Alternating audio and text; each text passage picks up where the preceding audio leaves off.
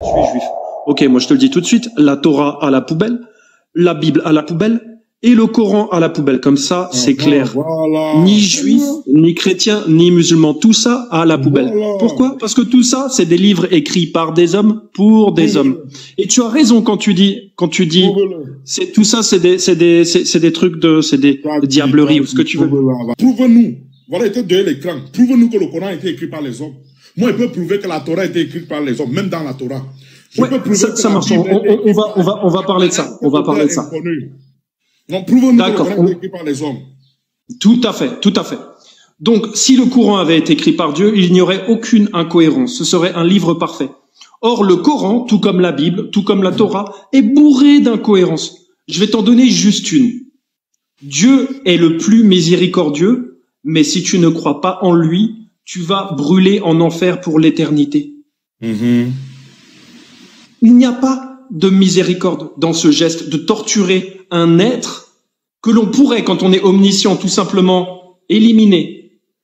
Il n'y a aucune miséricorde dans la torture pour l'éternité. Il n'y a même aucun rôle. C'est l'acte de psychopathie le plus, c'est l'acte le plus psychopathe qu'il soit. La torture éternelle d'un être sensible.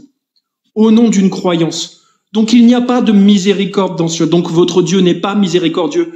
Donc votre livre n'est pas cohérent. Et donc il a été écrit par des humains. Ah. Non, ben là, tu n'as pas apporté de contradiction parce qu'Allah t'a défié dans la sourate 4, verset 82, que si ce livre ne venait pas de lui, tu devais y trouver maintes contradictions. Mais ce que tu viens de dire là, ce sont des accusations. Ce ne sont pas des contradictions. Je vais t'en trouver une. Permets-moi.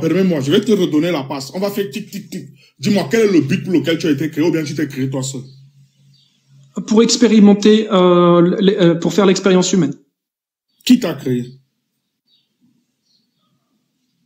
Tu peux l'appeler Dieu, tu peux l'appeler l'univers, tu l'appelles comme tu veux. Ok, ce que tu veux. Ça n'a pas de volonté ou bien t'as juste créé comme ça pour orner la nature? Il n'avait rien à faire? Sa volonté, c'est que je fasse l'expérience humaine. Sinon, je ne serais pas là pour la faire. Ok, je vais parler du cas du Coran parce que tu as attaqué le Coran. Les chrétiens vont venir se défendre. Je t'ai montré une incohérence dans le Coran. Moi, je vais parler du Coran avec toi. Coran chapitre 51, verset 56. Allah dit, je n'ai créé les djinns et les hommes uniquement pour qu'ils m'adorent. Est-ce que tu es en train d'adorer Allah?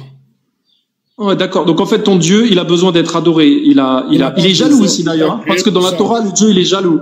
Et tu sais, la jalousie, ça vient d'un manque. La jalousie, ça vient d'un manque. Tu sais, la jalousie, ça vient d'un manque. On est jaloux de ce qu'on n'a pas. Regarde, je vais te dire. Allah t'a encore défié dans le Coran. Il t'a dit, si tu veux le contredire, hein, écoute bien ce qu'il t'a dit. Crée une petite mouche. Tu peux créer une mouche. C'est Allah qui t'a dit dans le Coran. Ouais, mais si tu veux. Fais l'effort de me répondre comme moi je te réponds. Est-ce que tu peux créer une mouche? Il donne la vie, non, je peux pas créer une mouche. Je peux pas créer une mouche. Tu peux te comparer à lui? Je me compare pas à lui. Alors, lui, il donne la vie, il donne la mort. Il crée tout, il n'est pas créé. Toi, tu crées quoi? Toi, tu donnes quelle vie? Toi, tu as été créé ou incréé? Je veux un peu comprendre. Tu changes de sujet. Ce que je te disais, c'est qu'il y a incompatibilité entre l'idée d'un Dieu miséricordieux et l'enfer éternel pour les non-croyants. Ça ne colle pas ensemble, Haroun. C'est incohérent. Regarde, monsieur Benjamin, moi, j'aime pas attraper le serpent par le milieu. J'aime commencer par la queue et puis j'avance. C'est ce que je fais avec toi. Parce que qu'est-ce que tu as fait? Tu as attrapé le serpent par le milieu. Moi, je t'ai posé deux questions simples. Tu ne veux pas me répondre? Parce que c'est difficile. J'ai envie de taper ton subconscient pour te pousser à réfléchir. Tu comprends, non? Vas-y. Moi, je t'ai posé une question. Je te donne la sourate 51, verset 56, où Allah dit, il a créé les djinns et les hommes uniquement pour qu'ils l'adorent. Toi, tu veux critiquer celui qui te dit, j'ai créé. Pourtant, toi, tu n'as pas créé. Maintenant, comme toi qui n'as pas créé, permets-moi de chuter. Maintenant, comme toi, tu n'as pas créé, et lui, il a créé, il t'a même lancé le défi dans le Coran. Il t'a dit, est-ce que tu peux créer une mouche? Est-ce que tu peux donner la vie, tu peux donner la mort? Sinon, comment toi qui est c'est-à-dire limité, tu veux ramener ton entendement à quelqu'un qui est illimité, à une divinité qui est illimitée? C'est là déjà le premier point. Allons-y doucement. On va arriver à ton point, Inch'Allah. Ok, d'accord. Je peux répondre à ça? Bien évidemment. Donc déjà, toi, tu pars du principe que Dieu demande d'être adoré. Mais où est-ce que tu trouves ce principe-là? Tu le trouves dans un livre. Oui, que Dieu, ok, que Dieu m'a créé, mais j'ai pas de problème avec ça. Dieu m'a créé, ok, pas de souci. Maintenant, Dieu veut être adoré. Dieu veut être adoré. Il a besoin d'être adoré, ton Dieu. Il a un Dieu omniscient, omnipotent, a besoin d'être adoré. Il a ce besoin-là. Il a besoin de créer des petites créatures pour qu'on l'adore. Cette adoration-là même, je vais te dire, je vais t'aider même encore. Cette adoration que tu fais là, c'est pour toi-même. Pas tu l'adores, pas tu pars en enfer. Tu l'adores, tu pars au paradis. Que ce soit bien clair. Maintenant, tu nous as parlé de contradiction. Tu nous as amené dans des choses. Je pensais que tu allais me dire, regarde, la sourate telle, qu'on te dit la sourate telle, mais là, tu nous as apporté ton ressenti, ton analyse propre à toi, qui n'est pas fondée. Parce que contradiction et ressenti, c'est deux choses différentes, n'est-ce pas? Alors, moi, je vais te refaire la petite genèse. Oui, j'arrive là-bas à Harry Wheeler. Je suis en train de lui poser les bases pour qu'il comprenne bien. Coran chapitre 51, verset 56. Allah dit, il t'a créé toi, moi et les djinns là, uniquement pour qu'on l'adore. Maintenant, comme nous les êtres humains, ce que tu es en train de faire là, regarde comment Allah te refuse, il te donne des baffes avec le Coran. Hein. Coran chapitre 18, verset 54. La dernière ligne en bas après la virgule, il dit l'être humain, parmi toute la création, est le plus grand disputeur. Justement ce que tu es en train de faire. Dans la même sourate 18, verset 29, il te dit, quiconque veut qu'il croie, quiconque veut qu'il me croie. Mais on sait tous, Coran chapitre 7, verset 179, il a dit, il enfuira et les djinns et les hommes dans l'enfer. Qui sont ces djinns? Qui sont ces hommes? Car ils ont des cœurs, et toi là, ils ne réfléchissent pas. Ils ont des yeux, ils ne voient pas. Ils ont des oreilles, ils n'entendent pas. Alors, si tu veux te comparer à Dieu, s'il te plaît, il t'a demandé une seule des choses que lui, il est capable de faire. Peux-tu créer une mouche? Si tu ne peux pas créer une mouche, quel est ce genre d'analogie qu'un moribond veut se comparer à celui qui crée? Il n'y a pas un problème là? Je vais répondre. Hein. Déjà, celui qui se compare à celui qui pense connaître ce que Dieu veut, c'est toi. Puisque tu pars du principe que Dieu demande d'être adoré. C'est toi qui pars du principe que tu sais ce que veut Dieu. Moi, je pars du principe qu'un Dieu omniscient, ce qu'il veut, il l'a, puisqu'il est omniscient. Et qu'un Dieu omniscient n'a pas besoin d'être adoré. Parce qu'il est omniscient. Si ce Dieu est tout puissant, omniscient, il n'a pas besoin de ça. C'est les gens qui sont dans l'ego qui ont besoin d'être adorés. C'est les êtres humains. Parce que les êtres humains, ils sont fragiles, ils sont sensibles, ils aiment bien être adorés parce qu'ils doutent d'eux-mêmes. Mais est-ce que ton Dieu, il doute lui-même? Il a besoin d'une validation. Il a besoin d'être validé pour les êtres humains. Benjamin, voilà la troisième fois qu'il te pose cette question. S'il te plaît, Benjamin, dis-nous. Ton Dieu là, il t'a créé pour que tu ornes la terre, ta croyance à toi. Ou bien pour un but. Je t'ai déjà dit, pour faire une expérience humaine. Pour faire une expérience humaine avec le libre arbitre et tout ce que ça implique. Donc, je vais te retourner dans la même question. Donc, ton Dieu là, a aussi ton Dieu qui est omniscient là, dont tu crois, a la nécessité de faire une expérience humaine sur une chose qui devrait déjà connaître le résultat. T'es obligé d'en faire l'expérience pour connaître le résultat, donc oui. Mais il est Dieu, oui ou non? Qu'est-ce qu'un Dieu? Il est éternel. Oui, c'est ça. Alors, omniprésent. Omniprésent, tu sais ce que ça veut dire? C'est qu'il est partout. Omniscience, je parle de l'omniscience, dans son omniscience. Oui, omniscience, omniprésence. Écoute-moi un peu, Benjamin. Tu m'as donné une réponse, ça me plaît beaucoup. Vas-y, je parle. Que ton Dieu là a de faire une expérience avec vous, parce que chaque expérience a ce qu'on appelle une conclusion. Donc, via l'expérience, là, il a la nécessité de passer par là pour avoir une information. Pourtant, normalement, il devait être omniscient, donc savoir toutes choses. Je voudrais comprendre. Enseigne-nous. Oui, si tu veux. Il est omniscient parce qu'il est toutes choses, selon moi. C'est de là que vient son omniprésence et son omniscience. Et d'ailleurs, s'il sait toutes choses, ça veut dire que il t'a créé en sachant ce que tu allais faire, donc il t'a lui-même condamné au paradis. Donc c'est lui-même qui te crée pour que tu ailles au paradis. C'est complètement incohérent. Pourquoi il te punirait alors que c'est lui qui t'a créé en sachant ce que tu allais faire? Ça n'a aucun sens. Cette histoire de paradis et d'enfer n'a aucun sens pour un Dieu qui est omniscient. Puisque quand il t'a créé, il sait déjà. Donc il n'a pas à te punir. Il n'a pas à te punir. Pour l'éternité, pour la manière dont lui, il t'a créé. Benji, regarde. Vas-y, Haroun, vas-y. Je t'ai posé la question. Quelle est la raison pour laquelle toi, ton Dieu, t'a créé ta croyance? Tu m'as dit pour faire une expérience. Vrai ou faux? Oui, l'expérience humaine. A priori, je fais l'expérience humaine. C'est quoi? Explique-nous un peu. C'est quoi le but de faire une expérience humaine? On veut un peu comprendre. Mais c'est notamment d'expérimenter le libre arbitre, notamment d'expérimenter le contraire de l'omniscience. Alors attends, laisse-moi finir. Ouais. Parce que tu comprends, pour que la lumière sache ce qu'est la lumière, elle a besoin de créer l'obscurité et d'expérimenter l'obscurité. Pour que l'unité sache ce que c'est que l'unité, elle a besoin d'expérimenter la séparation. Pour que l'immortel sache ce qu'est l'immortalité, il a besoin de faire l'expérience de la mortalité. Et l'expérience humaine, elle est justement là pour ça, pour expérimenter la mortalité, l'obscurité, la peur, regarde, la séparation. Benji, qu'est-ce qui signifie être immortel? Puis on revient sur ton expérience. Qu'est-ce qui signifie être immortel? Avoir une existence qui n'est pas limitée dans la temporalité. Ne pas être lié à la mort.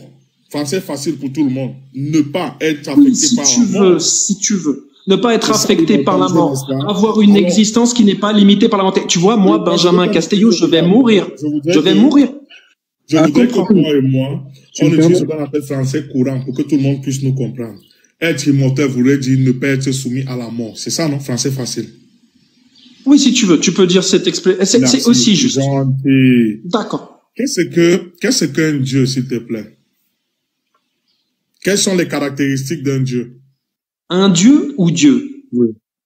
Dieu, si tu veux. Ta croyance, quelles sont ces caractéristiques? Parce que c'est pas la même chose. Parce qu'un Dieu, ça peut être Shiva, ça peut être Allah, ça peut être le Dieu d'Israël, ça peut être tout un tas de choses. C'est des dieux qui sont mortels, qui existent dans nos croyances. C'est pas grave. Ton Dieu.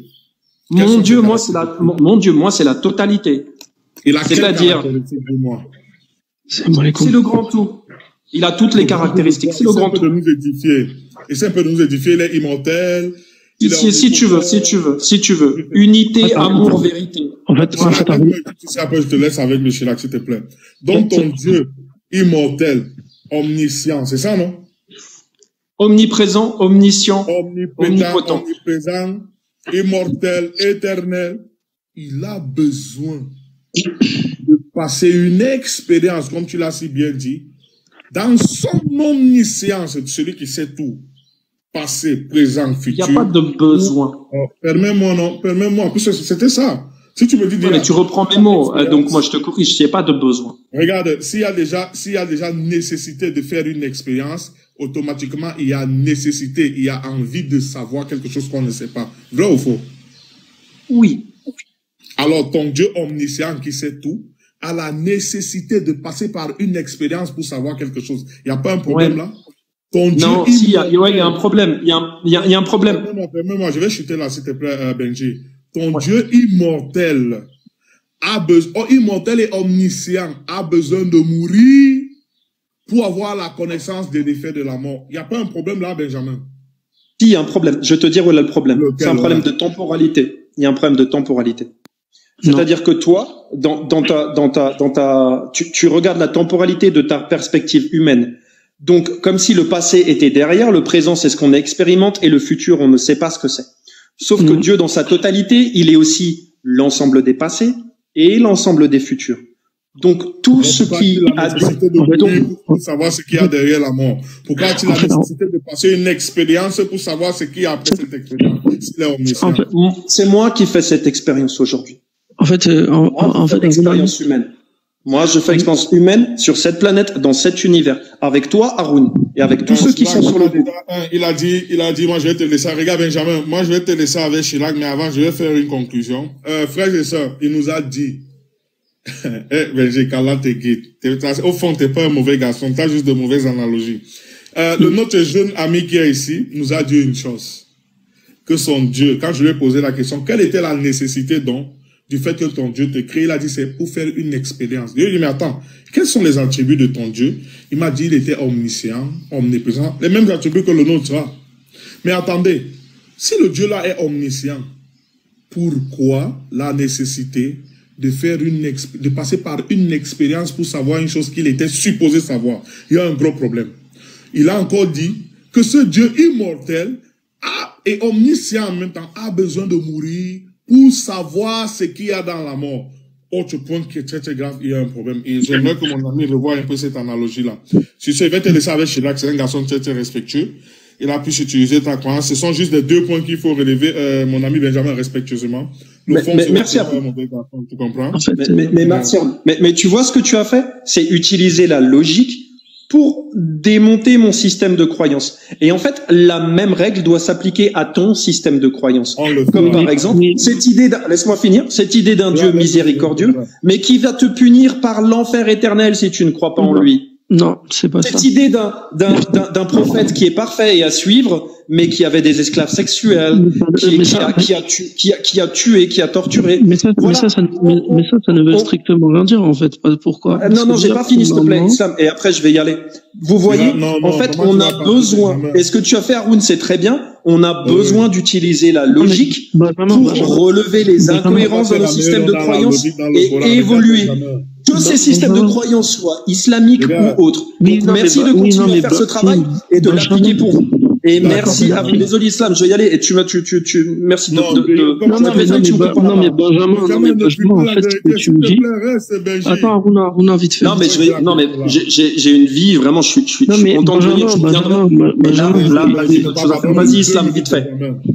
Attends, donc déjà, premièrement, ton argumentaire sur la temporalité, non. Déjà, c'est faux. C'est pas la temporalité, la bonne réponse, c'est la science. Donc, c'est la connaissance. Pourquoi? Parce que si ton Dieu est omniscient, donc il a la connaissance du passé, du présent, du futur et des possibles, ce n'est pas la temporalité la bonne réponse, mais la science. Déjà, premièrement, tu te trompes sur la chose. Alors déjà, est-ce que je peux finir, s'il te plaît, parce que je vais pas me faire couper la parole, en fait. D'accord, vas-y, finis. Mais il y a déjà quelque chose à dire là-dessus. Ensuite, s'il a dit que son Dieu, entre guillemets, doit expérimenter la mort pour avoir une nouvelle connaissance, ça veut dire qu'il ne peut pas être omniscient. Pourquoi? Parce que ça veut dire que son savoir, il est ce qu'on appelle contingent. Ce n'est pas un savoir qui est objectif et absolu. Et s'il te dit qu'il est obligé ou il doit passer par la mort pour avoir une nouvelle information, ça veut dire que sa divinité à lui, et comme les hommes, elle a un savoir qui n'est pas total. Et de surcroît, la question qui me vient en tête, c'est est-ce que sa divinité connaît que les universaux ou elle connaît aussi les particuliers? Ça, c'est une autre question, on va la laisser.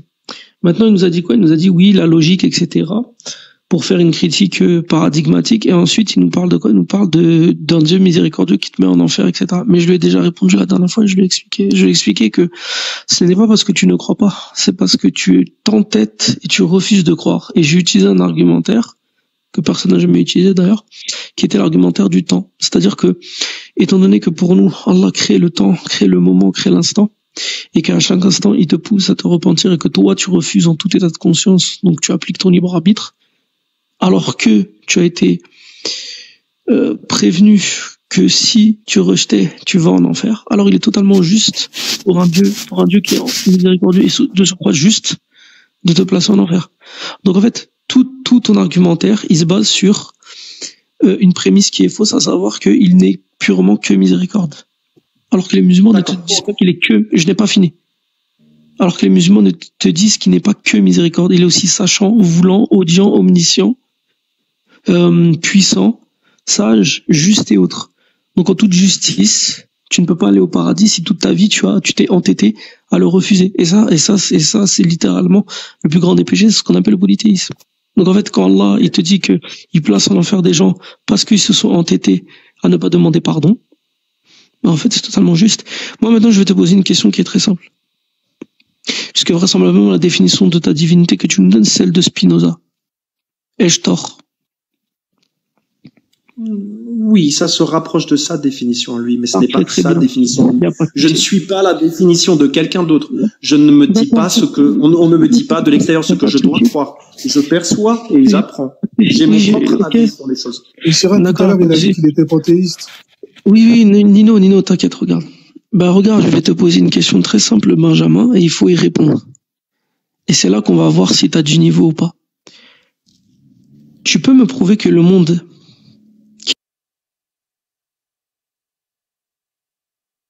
de manière extramentale, Et si tu ne sais pas ou tu n'as pas compris c'est quoi extra-mental, je te l'explique. L'extra-mental, c'est ce qui existe en dehors de ton esprit. Donc moi, je te pose la question, étant donné que tu as une forme de panthéisme, voire même de Spinoza, qui serait la nature est Dieu et Dieu est la nature, je te pose la question suivante. Prouve-nous devant tout le monde de manière objective, et je sais très bien que tu comprends de quoi je parle, prouve-nous que le monde externe, à savoir la nature qui existe en dehors de toi, qui est en dehors de ta tête, prouve-nous devant tout le monde qu'il existe en dehors de ta tête. Prouve-moi que le monde existe de manière extra-mentale. Je t'écoute. Je le fais si tu me prouves que tu existes. Non. Pourquoi toi, tu devrais pas me prouver que tu existes? Non, parce que ma question, elle est très simple. Tu admets une position. Tranquille. Mais tu me poses une question qui est absurde. Je te réponds avec une question. Non, ma question n'est pas. S'il te plaît, regarde. Tu deviens très agité. Dès que tu parles avec moi, tu deviens très agité. Et je pense que tout le monde commence à comprendre que t'es arrivé en fait au pied de la montagne et que ça va être très très dur. Donc je repose ma question. Tu as dit, ma question est absurde. Ma question n'est pas absurde. Pourquoi? Parce que tu admets une position qui est la suivante, de dire que, entre guillemets, tu es panthéiste. Très bien. Je te pose ma question qui est la suivante. Démontre-moi que le monde existe de manière extra-mentale. C'est une question très simple.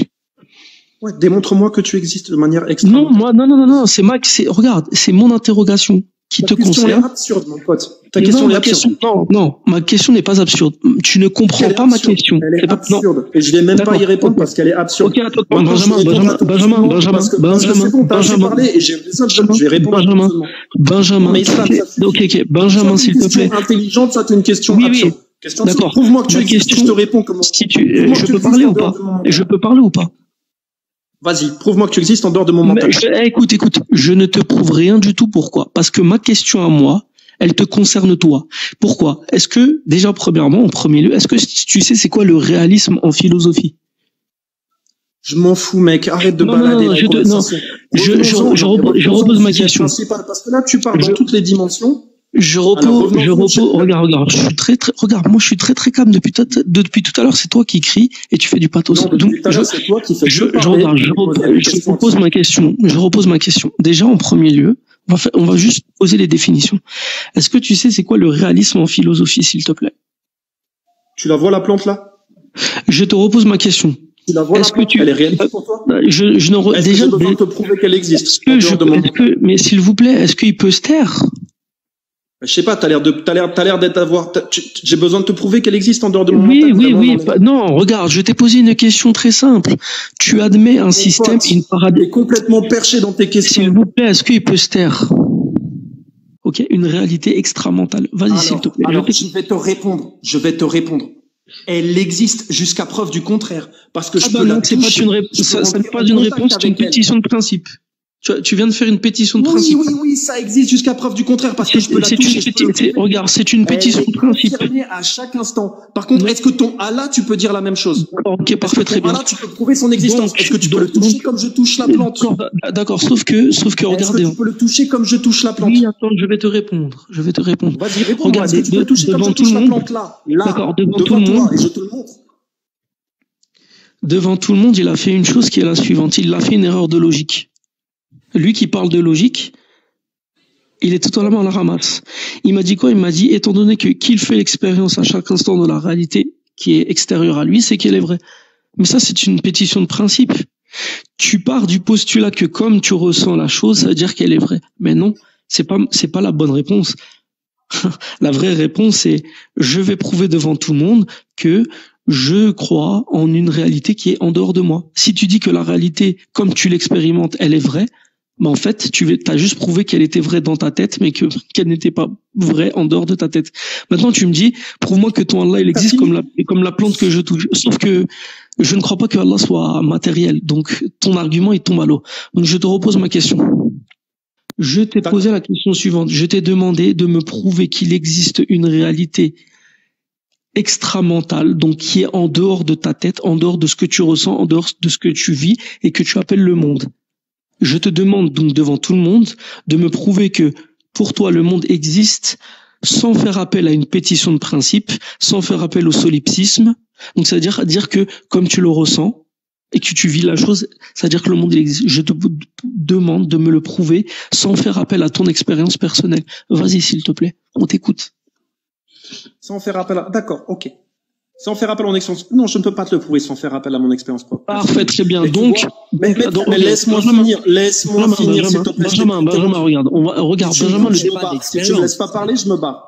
S'il te plaît. Regarde, Benjamin. Non, tu me laisses parler. Je te laissais parler pendant 10 minutes pour me dire. Je vais juste conclure une... Attends, s'il te plaît. S'il te plaît, je conclue sur une chose. Tu me laisses parler ou je me barre. Si t'as pas l'honnêteté de me laisser parler, je me casse. Oui, d'accord, vas-y, finis. Moi, je parle. Voilà. Donc, le monde extérieur, dont je fais partie, je peux le toucher, je peux interagir avec, je peux le voir. C'est une expérience concrète, tangible, rationnelle. Non. Elle se prouve par l'expérience partout. Non. Elle peut se prouver à chaque instant. C'est faux. Maintenant, tu sais pourquoi? Regarde, tu sais pourquoi c'est faux. Tu prouver l'existence du monde extérieur, toi? Mais tranquille, regarde. Expérience. Non, j'ai pas fini. Parce que toi, tu es en train de comparer quelque chose qui est de l'ordre de la croyance, purement de la croyance, que tu ne peux pas voir, que tu ne peux pas toucher, que tu ne peux pas prouver, avec exactement le contraire. Ce que tu peux voir, toucher et prouver. Maintenant, je te réponds. Déjà, si tu sais pas faire la différence entre les deux, mon pote, t'as déjà un problème cognitif. Oui, merci. Tu me parles. D'accord, ne t'en fais pas. Regarde, ça va bien se passer. Donc, devant tout le monde, tu as affirmé la chose suivante, que non, tu ne pouvais pas prouver en dehors de ton expérience que le monde sensible, donc externe à toi-même, existe. Donc, pour moi, le débat, il est déjà clos. Ça veut dire quoi? Ça veut dire que tu admets devant tout le monde que, en fait, tu es un fidéiste et que tu crois que le monde existe parce que tu peux ressentir la chose. Donc, en fait, devant tout le monde, tu fais de l'axiomatique et tu admets l'existence d'une chose sans pouvoir la prouver. Et il vient nous voir et il nous dit, oui, ça relève de la croyance. Un premier point.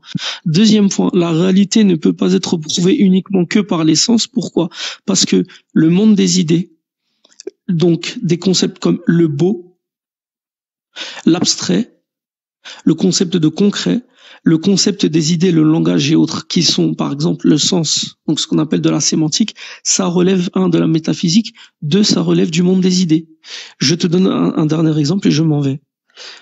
Tu prends le principe d'identité. Le principe d'identité, c'est un principe qui est métaphysique, mais il est appliqué en mathématiques, en physique, dans le langage, donc l'ontologie, la philosophie de l'être et de l'esprit et autres. Mais dans tous les cas de figure, cette chose-là, elle relève de la métaphysique. Et cette chose-là, elle existe indépendamment des gens. Donc devant tout le monde, ce que tu as fait, et je le redis devant tout le monde encore une fois, de toute façon, il y a un rec. Tu t'as agité beaucoup, t'as beaucoup parlé, mais il y a un rec. C'est comme ça qu'on éteint les athées, les amis. Devant tout le monde, il a dit, je ne peux pas prouver, et stop. Il a dit, oui, je ne peux pas prouver que le monde existe en dehors de ma tête, sauf en faisant appel à moi-même. Donc, en faisant appel à ma tête. Aruna, s'il te plaît. J'ai besoin de toi, vite fait. Ok, c'est bon, tu as fini? J'ai appelé Aruna, je t'ai pas appelé toi. Aruna, s'il te plaît. D'accord, parce que tu fais ton monologue et après je peux pas répondre, en fait, c'est ça le jeu, tu fais. Merci. Donc, non, mais, Benjamin, t'es un rigolo. Quand on pourra parler, je viendrai, mais là, si vous me coupez à chaque fois, si on peut pas répondre à vos affirmations. Non, mais, tu as répondu, tu as dit devant tout le monde, je ne peux pas le prouver. Donc, à partir du moment où tu dis je ne peux pas le prouver, c'est la marlikoum. C'est tout. D'accord, donc, ok, t'as gagné, tu t'affirmes le vainqueur. Salut, Benjamin.